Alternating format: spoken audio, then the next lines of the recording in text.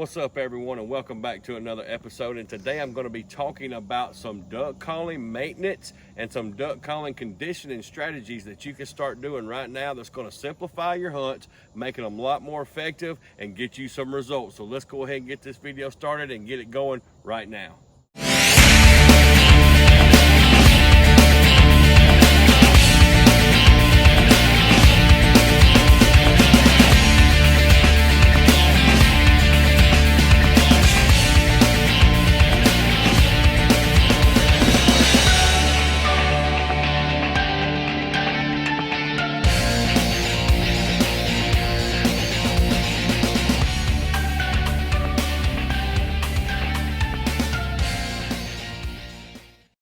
So one of the first things I want to go over with you guys, especially my new duck hunters, if you're just getting into duck hunting or thinking about getting into duck hunting, you're going to get you a duck call.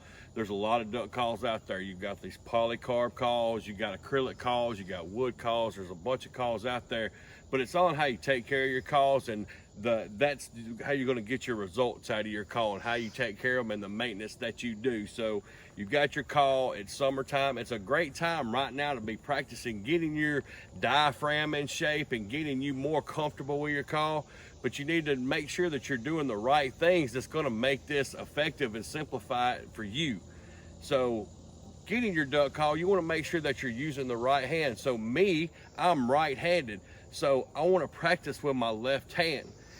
I see a lot of guys out there, they're always using their right hands, and that tells me that they're a right-handed person, but you don't want to do that. You need your right hand for your gun or for your jerk string. So you need to condition yourself to using your left hand, especially if you're right-handed, and then vice versa. If you're a left-handed person, you want to practice with your right hand, and reasons being is when you're working ducks or calling ducks, you're freeing that right hand to get your gun off, or to be pulling that jerk string. Get used to calling with the opposite hand that you're going to be using for your gun. Second thing I want to talk to you about is, I mentioned that there's a lot of different calls out there. This is an Echo Timber call. It's polycarb. And then right here, I've got a Duck Commander Pro Series, and this is an acrylic call.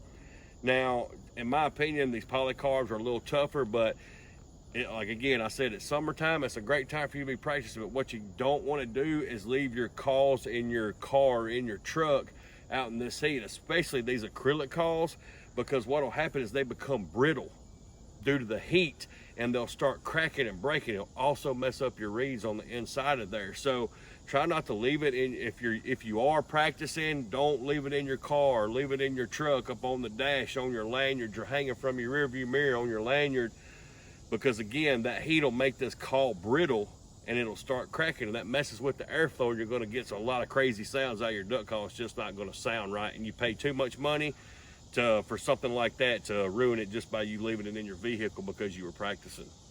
The third thing I want to talk to you guys about is being mindful, because you've been practicing, you're using the techniques that you've learned, and you're getting good and you're getting confident. You get out there in the field and things just start going right. You've got to remember, guys, that when you walk through the woods and you finally get out to that marsh that you're going to, that your call is going to have debris in it.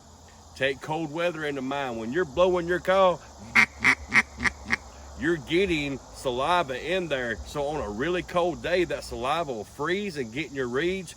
You got to break that call down. Another tip is to take a lot of hot air and just blow it through the opposite end of the duck call and try to unfreeze that in there. But another great way, again, tear that call down, wipe those reeds off, get them clean, any debris in there, get it out, and that's going to get your call back in tune and getting those ducks coming in your decoys. My last tip for you guys today, as you can see, I've only got 2 calls on my lanyard.